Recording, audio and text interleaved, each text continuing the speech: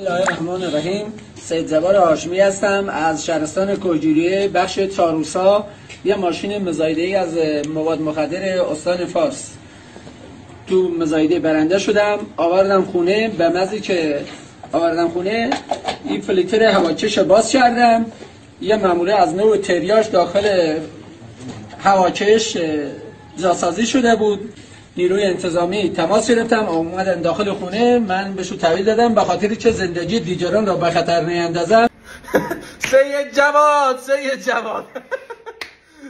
جواد تو که اون بدبخت کردی، تو زندگی یکی دیگر رو به خطر انداختی. او بدبخت تازه از زیر تیغ اعدام آمده بود بیرون، تو باز بردی اون زیر تیغ اعدام. سید جواد پرونده بدبخت بسته شده بود، دوباره پرونده از باز شد، یک کیلو تریاک دیگه بهش اضافه شد.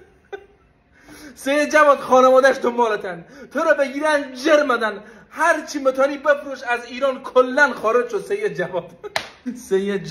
سید جواد تو تریاک برنده شده بودی، پرایدت اشانتیون بود.